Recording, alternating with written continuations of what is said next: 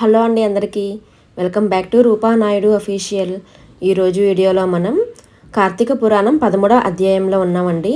13వ అధ్యాయంలో మనం కన్యాదాన ఫలితం గురించి తెలుసుకుందాము.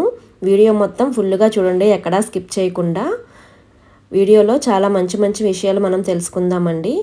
అలాగే ఈ వీడియో చూసిన వాళ్ళు ఒక లైక్ చేసి వెళ్ళండి. మీరు లైక్ చేయడం వల్ల ఇంకొంతమందికి ఈ వీడియో అయితే షేర్ అవుతుంది.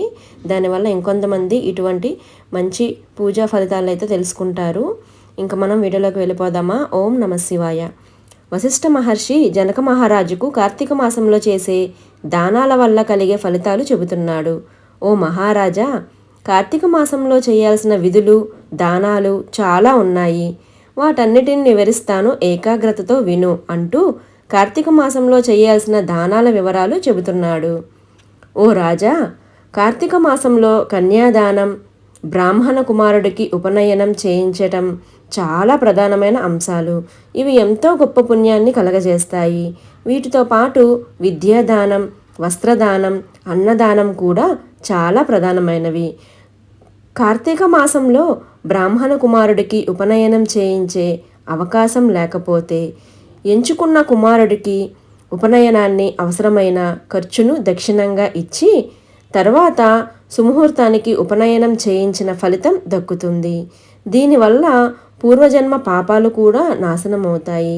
తమ ధనంతో ఉపనయనం చేసుకున్న బ్రాహ్మణ కుమారుడు చేసే గాయత్రి మహామంత్రం జప ఫలితంతో కొంత భాగం ఉపనయనం చేయించిన వ్యక్తికి కూడా దక్కి ఫలితంగా అతడికి ఉన్న పంచమహాపాతకాలు కూడా తొలగిపోతాయి. 100 బావులు తవ్వించి 100 రావి మొక్కలు నాటించి 100 తోటలు పెంచి 100 దిగుడు బావులు తవ్వించి 10,000 చెరువులు తవ్విస్తే ఎంత పుణ్యం వస్తుందో ఆ పుణ్యమంతా ఒక్క బ్రాహ్మణ కుమారుడికి ఉపనయనం చేయిస్తే వస్తుంది. ఇందులో సందేహం లేదు. కార్తీక మాసంలో ఉపనయనానికి అయ్యే ఖర్చును దానం చేసి ఆ తర్వాత వచ్చే మాఘమాసంలో కానీ వైశాఖ మాసంలో కానీ ఉపనయనం చేయించాలి. సాధువులు, సదాచార సంపన్నులైన బ్రాహ్మణ కుమారులకు ఉపనయనం చేయించడం వల్ల కలిగే పుణ్యం ఇంత అని చెప్పడానికి స్వర్గలోక నివాసులకు సైతం సాధ్యం కాదు. దీనికన్నా ముఖ్యమైనది కన్యాదానం. కార్తీక మాసంలో అత్యంత భక్తి శ్రద్ధలతో కన్యాదానం చేయటం వల్ల తాను తరించటంతో పాటు తనకు ముందు తన తర్వాత 10 తరాలు కూడా తరిస్తాయి.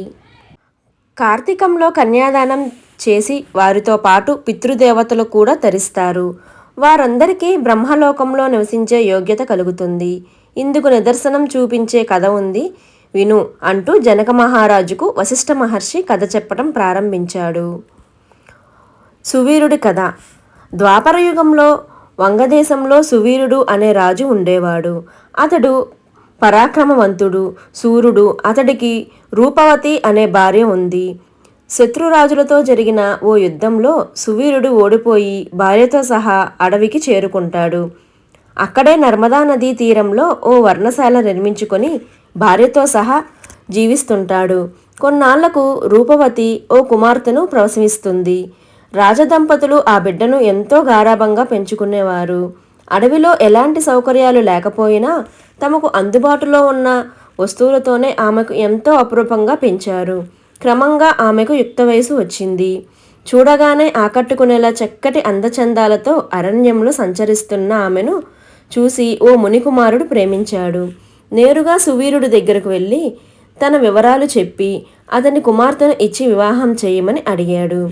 అందుకు సువీరుడు, ఓ మునికుమారుడా, నేను రాజ్యాన్ని పోగొట్టుకొని చాలా భేదస్థితిలో ఉన్నాను అంటూ తన కథంతా చెప్పాడు. నా కష్టాలు పోయేలా కొంత ధనాన్ని ఇస్తే నా కుమార్తెనిచ్చి వివాహం చేస్తానంటూ మునికుమారుడు చెప్పాడు. తాను ధనవంతుడు కాకపోయినా మునికుమారుడు ఆ కన్య మీద మోహాన్ని వదులుకోలేకపోయాడు.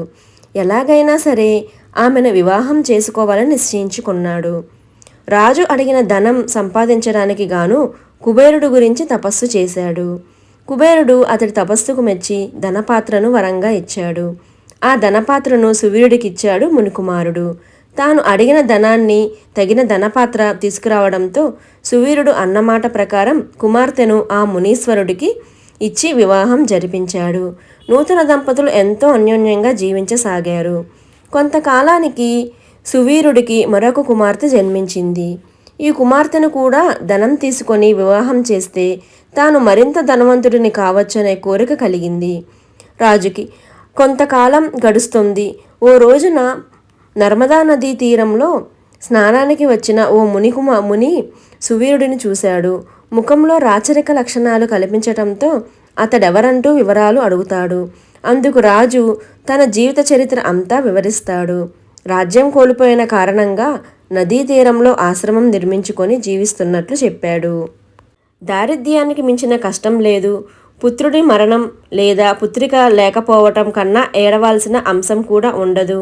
భార్యావియోగం కన్నా గొప్ప సంతాపం కూడా లేదు. నేను ప్రస్తుతం ఈ 3 దుఃఖాలతో జీవిస్తున్నాను. కందమూల ఫలాలు తింటూ అడవిలో జీవిస్తున్నాను. నా మొదటి కుమార్తెను ఓ మునికుమారుడికి ఇచ్చి వివాహం చేశాను.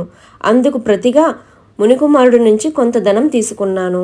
ఇప్పుడు 2వ కుమార్తెకి కూడా అదే విధంగా ధనం తీసుకొని వివాహం చేద్దామని అనుకుంటున్నాను అంటూ సమాధానం చెప్పాడు రాజు.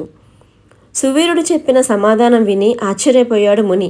రాజా, నువ్వు చాలా మూర్ఖుడివి. కన్యను ధనానికి విక్రయించడం మహాపాపం. ఇప్పటికే ఆ తప్పు చేసి పాపాన్ని మూటగట్టుకున్నావు. మళ్ళీ రెండోసారి కూడా అదే పాపం చేయాలని అనుకుంటున్నావు. ఇది నీకు మరింత పాపాన్ని తీసుకొస్తుంది. కాబట్టి నా మాట విను అంటూ చెప్పసాగాడు. ఆడపిల్లల్ని అమ్ముకోవటం ద్వారా వచ్చిన సొమ్ముతో జీవించేవాడు మరణించిన తర్వాత ఆసిపత్రం అనే నరకలోకంలో అనేక బాధలు అనుభవిస్తాడు. అలా సంపాదించిన సొమ్ముతో చేసే దేవ ఋషి పితృదేవార్చనలు ఎటువంటి ఫలితాన్నివ్వవు. అంతేకాదు, నీ వల్ల నీ పితృదేవతలు కూడా వారు చేసుకున్న పుణ్యాన్ని పోగొట్టుకున్న వారవుతారు. వారు కూడా నరకాన్ని అనుభవిస్తారు. కన్యను అమ్ముకున్న వాడికి జన్మ జన్మలకు పుత్ర సంతానం కలగకూడదని శపిస్తారు. ఆడపిల్లల్ని అమ్ముకోవటమే జీవితంగా బతికేవారు ఖచ్చితంగా రౌరవ నరకానికి పోతారు అంటూ చెబుతున్నాడు. అన్ని రకాల పాపాలకు ఏదో ఒక ప్రాయశ్చిత్తం ఉంది. కానీ కన్యాశుల్కం తీసుకోవడం వల్ల వచ్చే పాపానికి ఎటువంటి ప్రాయశ్చిత్తాన్ని ఎటువంటి శాస్త్రంలోనూ చెప్పలేదు. కాబట్టి సువీర మహారాజా, ప్రస్తుతం జరుగుతున్న కార్తీక మాసంలో నీ 2వ కుమార్తెను యోగ్యుడైన పండితుడికి దానం చెయ్యి. అందువల్ల నువ్వు గంగా మొదలైన అన్ని పుణ్యనదుల్లో స్నానం చేసిన పుణ్య ఫలితాన్ని పొందుతావు. అంతేకాదు, అశ్వమేధం మొదలైన యాగాలు చేసిన పుణ్యం కూడా దక్కుతుంది. మొదటి కుమార్తెను అమ్ముకున్న పాపం కూడా తొలగిపోతుంది అని ముని మహారాజుకు అనేక విధాలుగా నచ్చ చెప్తాడు. ముని మాటల్ని సువీరుడు లెక్క చేయలేదు. పుట్టిన తర్వాత మనిషి ఈ శరీరంతో సుఖపడాలి. కంటికి కనిపించిన ధర్మం కోసం ఎందుకు శరీరాన్ని కష్టపెట్టుకోవాలి? ఎందుకు సుఖాన్ని వదులుకోవాలి? దేహసుఖానికి ఎందుకు త్యాగం చెయ్యాలి? ధన సంపదలు కలిగిన వారికే సమాజంలో ఆదరణ లభిస్తుంది. నాకు ధనమే ప్రధానం. నా కుమార్తెను ధనానికి అమ్ముతాను. నేను అడిగిన ధనం ఇచ్చిన వారికే నా కుమార్తెను ఇచ్చి వివాహం చేస్తాను. ఇందులో సందేహం లేదు అంటూ నిసర్గగా తేల్చి చెప్పేశాడు. ఆ సమాధానం విన్న ముని ఆశ్చర్యపోతూ అక్కడి నుంచి వెళ్ళిపోయాడు. కొంతకాలానికి సువీరుడు మరణిస్తాడు. వెంటనే యమభటులు వచ్చి అతడిని నరకానికి తీసుకుపోతారు. అక్కడ ఆసిపత్రం అనే నరక విభాగంలో అతడిని ఉంచి అనేక విధాలుగా శిక్షలు గురిచేస్తారు. సువీరుడి పూర్వీకుడైన సుతకీర్తి అనే రాజు చాలా పుణ్యవంతుడు. తన పుణ్యం చేత స్వర్గంలో సుఖాలు అనుభవిస్తుంటాడు. సువీరుడు చేసిన పాపాలకు అతడి పుణ్యం కూడా తొలగిపోయి నరకానికి వెళ్లాల్సిన పరిస్థితి ఏర్పడుతుంది. యమభటులు వచ్చి అతడిని స్వర్గం నుంచి నరకానికి తీసుకువెళ్తారు. అక్కడ శృతకీర్తి యమధర్మరాజుతో, ధర్మమూర్తి, నేను ఏ ఒక్కరికి అపకారం చెయ్యలేదు. కనీసం అటువంటి ఆలోచన కూడా చెయ్యలేదు. ఎన్నో ధర్మకార్యాలు చేశాను.